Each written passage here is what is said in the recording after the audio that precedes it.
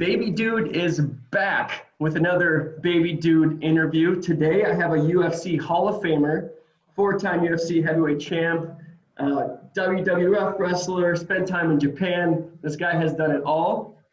Mr. Ken Shamrock, thank you so much for joining me today. Hey, appreciate it. Thank you. So I just wanted to catch up with you. I do these interviews to talk to extraordinary dads and dads with amazing careers. And I'm a new dad myself. I have a 2-year-old and a 6-month-old baby. Congratulations. Thank you. Having kids is hard, man. And you have 7 kids and you did all of this stuff, man. And I just want to know, how did you do it, Ken? Well, I think any good dad or husband would definitely make sure that they, understand and acknowledge the reason why we're able to be successful, because without a wife, a strong wife, a strong supporter, someone who's always going to be there, you can't in this situation, in almost every situation, the woman is the reason why, especially with having kids and stuff, is the why you're able to be successful, because without them, you just don't have the time to do it. And so she picked up the slack. Tanya, my wife, picked up the slack and has done so much to allow me to be able to be successful where I'm at. Yeah, I think that's super well said. Behind every great man is an amazing woman. My wife, I feel the same way. I'm very lucky to have my wife as well. Well, they say behind every good man is a great woman, pushing, and I always say no, they're pulling. Exactly. they're there first, man. They're just helping us get up the mountain. That's for damn sure. For sure. So, like you said, you have 7 kids, Yes. and you had your wife pulling and pushing and doing all that stuff for you. How, between traveling from Japan and to wrestling shows and this and that, how did you maintain a relationship with your kids and stay close to them and all that? Well, I think that, when you look at a career and you look at how much you have to travel, how much time you're spending, I guarantee you it's not 100%. So there's times when you're home, there's times when you have breaks. And in those times is where you make it count. You make sure that you spend time. You make sure that you do things as a family. Make sure you sit down and eat dinner together when you're at home. All these things that we hear people talk about, like, well, I just don't got enough time. I don't got this. Well, if you're home and you have time off, don't go out doing it with other things or hanging out with other. You spend it with your family. That's how you're going to make up as much as you can for that lost time, is to make sure that any time that you have, you spend it with your family. And listen, the reason why I know this is because I failed early on in my life with my first wife. I failed because I didn't spend time. I was always traveling, always doing these things. I was in an unhealthy relationship and it just didn't work. But once I got into my relationship, I got into one that I felt that I put time into and that I wasn't kind of forced into because of situations. I understood not what those mistakes were and the things that I didn't need to do the second time around. And so that was, I think, the biggest difference between success and failure, even when you're in a relationship that you want to be in, is that you pay attention to the times that you have when you're not working, because it's so easy to dismiss the time you should be spending with your family by going out and doing things that are fun because you're home. But every moment that you're home, you got to spend it with your family if you're working a lot. Yeah, I think priorities, right? I mean, I learned real quick, a lot of the stuff that I enjoyed to do before I had kids, a lot of it disappears. And I wouldn't say disappears, but maybe just takes a break until they can maybe come along with you or do, like, I love playing basketball and those kind of things. Just you can't take nights off to go do some of that stuff. And yeah, I think priorities, very well said for sure. Well, when you look at it too, you think about different activities that are innocent, but yet will turn into a big problem when you talk about guys wanting to just watch football or watch basketball. They're home, but they're paying attention to the TV. They're not really paying attention to the kids. They say, well, I'm spent time with everybody. No, that doesn't count. Yep. As much as I'm a football fan, and I do it a lot too, where I start focusing on football, we're at a family gathering. And of course, I don't work as much now, but nevertheless, I still get reminded, hey, you know, this isn't your life. This is, and golf, things like golf, you know, where people want to go play. It's all innocent stuff, but it can really affect the relationship. It can affect relationship with the family, affect it with your wife, with your kids. It really affects. And I think those are things that you should pay attention to. Yeah, I think being present is really the big. And not just present, okay? Oh, right, but being really like, absolutely. Yeah, like I could be present, like they're watching football, but I'm not really present with them, right? I'm focused on something else. So it's tricky. It's not like it's a bad thing, but if you're not paying attention enough, it can turn into one, because then it basically becomes numb. Like they don't know. They just say, oh well, he's there, but we're not getting the attention or the love that we need, the focus of love that we need. Right. Just being in the room is not enough. Right. And I actually, one time, real quick, being on my phone, my 2-year-old says, Dad, no phone. Yes. So like it's with phones, being at the dinner table, it's cut all that stuff out. Yeah. And just be present for sure. I want to talk to you as well about other things. It's such a, like, I know your background and coming from how you did and all that stuff, and watching some TED Talks and things that you've done. How has the way you grew up, obviously you started the Lions Den ministries and stuff for children. I work with special needs kids too, so I deal with a lot of kids like that as well. How has that affected, like from doing that stuff to being with your kids and trying to like, because that's a lot of love you're putting out, man. Like there's a lot of stuff you're doing. Yeah, I think it's important. You know, my kids are all grown now. I got grandkids, and so it's, you know, we don't have that home where the kids are there. We got to focus doing all that stuff. But there's times where holidays or different things where we have to make time for everybody. And so, you know, it's a different scenario in that sense. But at the same time too, like, even though my kids are all grown up and I got grandkids, and making sure that I keep my relationships with them. But at the same time, now I'm sharing my time with other people, you know, ministry, MMA, pro wrestling, fans, appearances. These are all things that are part of that business, that when I'm traveling, when I'm doing that, I have to focus on that, right? Because that's what really, really puts food on the table, keeps the everything going, right? Keeping the wheel turning. But at the same time, because I'm not fighting, because I'm not in that anymore, I do still have time. So it's the same thing. It's the same scenario. Yeah, I spend a lot of time, and I think that that's my purpose, is to use everything that I have been gifted with and achieved to share and help other people. But at the same time, I don't want to neglect my family, making sure that I spend time with them. And so this last holiday, we went on a road trip.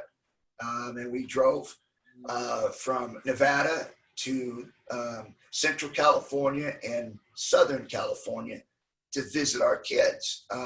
So we made our stops. These are times that we had to visit our kids, our grandkids, make time. And so I think that that's kind of the important part of this family unity, or this family thing that we look at as far as time and sharing. Is focusing and planning, just as if you were on a career or a job or a future. Family's just as important, right? As all those things, if not more. So yeah, you do have to plan. You do have to focus and make sure that you cut out time. to make those things happen. And so even though I'm sharing my time and working with at-risk kids and working with different things in the community and in the world, you have to be able to carve out that time just like you would if it was a business. So I get that, but here's the important part. I think that when you're giving so much of yourself to other people, you have to make sure there's a place that you go where you get filled back up, where people are pouring into you, where they're giving to you, so that you're able to recharge and go out and do it again. And that may be your wife, that may be family love, family gatherings, things that you are not the one caring and nurturing, where it's more they're doing it for you and you're doing it for them. It's more of a give and take, not just give. And so I think that's the important part about not being burned out by going out and doing these things. I know a lot of people are just high on just giving and going out and helping people, but if you're never in a place where people's giving to you, you will get burned out. You will start getting negative and you'll start getting grumpy, because you have to be able to not only to give to other people and share to other people, but you need to have the same thing done with you. Don't think that you're above that or that you don't need that, because everybody needs to feel like they are important. And so make sure you get that so that you're able to go out and give 100% to other people. Yeah, I think thanks for that. That's great advice. I think that for dads listening to this, or parents in general, giving a lot, you need to recharge your batteries, man. That's a great, good one for everybody to think about and talk about. Other question would be, how different is Ken Shamrock the dad and Ken Shamrock the grandpa? Well, I can say this: the dad he was upside down, made a lot of mistakes. Tried to do the right thing out of love, but just a lot of mistakes. I think anybody that has raised enough kids and are in a position where now they have grandkids and stuff like that will say that fathering and raising kids, there's no book to it, right? Because everybody's different. They're all different. They all have to be disciplined differently and cared for and loved differently. It's just different, right? And the only way you know that is by having a relationship with them, really understanding them, and being able to discipline properly, and then to be able to love them properly. And so it was a trial and error, where it was like I made a lot of mistakes, but I did a lot of things right. And so being a grandpa is probably one of the most enjoyable things that a father can enjoy, because you don't have to discipline them. Obviously, you're going to support the mom and dad, which I think is very important, making sure that if they're with you, that you support their values, not yours, but theirs. And then love on them. You could just love them and send them home. And so for me, I think that's the payoff for fathers raising children, is the grandchildren. Not only you love your kids and proud of them, but now you just get to love the product without having to do all that discipline and the raising. Yeah, I see it. My in-laws actually live next door to me, and they watch my kids quite a bit. And just to see the relationship that they all have together is amazing. Like the grandparent relationship is very, very important to the kids, for sure. And that's very much, yep. Yeah, it's really cool to watch and to see. I think, I don't know, moving toward next to your in-laws is kind of, it sounds like an issue, right? Like, oh my God, but they're great, and we are beyond lucky to have them, for sure. I have good in-laws myself, and so I think that anybody that has in-laws, and I know you always see these movies and these scary scenarios of in-laws or parents coming to Christmas, all these things. That's overhyped to a point. I think there are things out there like that, but I think in most cases, I think that most people are educated and understand enough now to know that is no rule book to raising kids. There's no right and wrong way. If you love your kids, you know, and you discipline them the way you think is the best way to discipline them. And if you're doing out of love, you know, I think in most cases, you're not going to go wrong. Yeah, absolutely. Absolutely. Like, what are you up to these days, Ken? I know you have a podcast you're rolling, the World's Most Dangerous Man podcast. What else you got going on for people that are catching up with you? Yeah, I got the podcast, and we just did kind of this test thing for about a year or so, just to kind of get our bearings and see the direction that we're going to go, and see how successful it would be. And so we've done really well. We're launching a big product on I think about 100 or so different places, you know, smart TVs, Roku TVs, stuff like that. So it'll be a good thing, man. I think it's stuff like this where we get to share knowledge and be able to tell stories of my career and different things, and help people along the way with different things that they're going through. So I'm excited about it, but also I'm staying with my background a little bit too, whereas we've launched Valor BK, which is a bare knuckle organization, what I fell in love with when it first all started.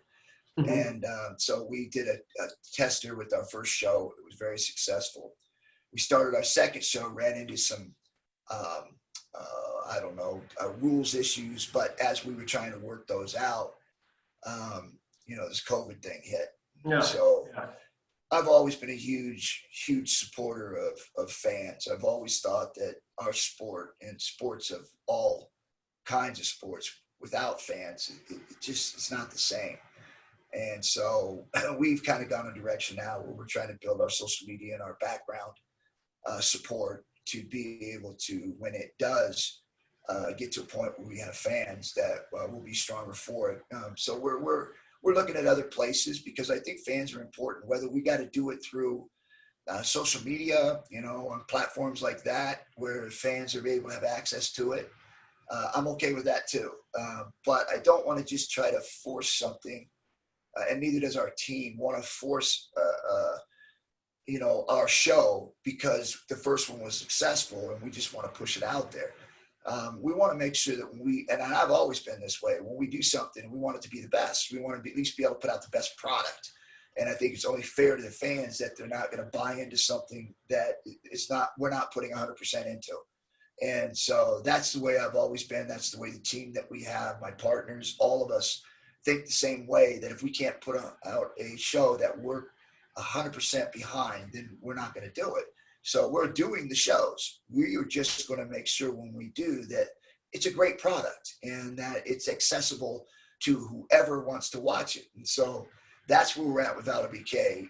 Those that have watched it and like it, we're not gone. We're just preparing to try to do it the best way, so that the fans have a better enjoyment. So look forward to that in 2021. You know, I also do a lot of appearances, motivational speaking. So I'm locked into that, doing a lot of that. I had a great run with Impact Wrestling. I've got another show coming up on the 17th. I believe it's the Access TV. I'll be wrestling on there. So I have been going with them for over a year now, and it was awesome. I had a really great time. And so something that I've enjoyed, and it's kept me sane through all this COVID stuff. So Sure. It's something I really appreciated and been able to do. Even at my age, I was able to do it. So I very much appreciated that. So I look forward to a lot of other stuff that we got going on. You know, I've got possibly some video game things that we're looking at. We'll see where that goes. You know, we've got some other stuff that we're looking into, which is more into people's health, trying to keep people feeling good. So we'll see where that goes. We're working on that as we talk. We're working through those things. So a lot of exciting things that I've got going on that I look forward to pushing out in 2021. And we can find updates. I know you have Instagram, and I'll list that on here. Your website, I've been on. It's a great website. There's a lot of information on there, all your books and everything you've done. You've stayed very busy. That's for sure. Yeah, we're looking forward to the website. And the work that's been put in by the team, who've done a great job on there, is to keep the fans excited and interested in the information. Because we got a lot going on, and want to stay connected to fans. Because like I said, fans were always very, very important to me. Even when I was fighting, I was wrestling, fans were huge to me. And so now that I'm not doing that, I want to stay connected. I want to be able to talk with them and have relationships with them through this thing that we called social media, Right. without all the negativity that goes with it, just keeping everything positive. So we look forward to that. And so when people want to know or hear anything that we're doing, they just go to kidshamrock.com, and I've got everything on there. So we want to keep everybody posted. For sure. And one last dad question for you, Ken. Yeah. The dad bod. Okay, so I look at you right here, Ken. You are in amazing shape. Dude, I wanna get one of those shirts you're wearing because it's amazing. Don't think I could fill it out like you are right there, but can you give dad some tips who aren't in physical worlds about working out and trying to stay active? Because I run every day and I try to stay active too, but just for dads out there who are missing the motivation. Yeah, just to get your first question in there, is a Kid Shamrock promotion sponsor here. If you want shirts, you can go to my website. We also have books, different books and things that I've written. We've got shirts. We're looking at putting tracksuits on there. So we've got a shopping cart there if you guys are interested in. Yeah, I think I'm going to go pick up one of them shirts for sure. That's a great shirt. Check it out, man. We got them on my website, so go check that out. But really, to me, it was a lifestyle. I started working out when I was 13 years old. And there was just something to it that just drove me, because I don't know where it comes from. I don't know if it's a gift from God or what, but I've always had this drive in me that I was competing, like, and it wasn't like I was competing with one person. I was competing with the world. Like, I wanted to continue to keep pushing myself to be great. And sometimes I didn't even know for what, but I felt like being fit, like training and working out and running and eating and all those things gave me the best opportunity to challenge myself to be great.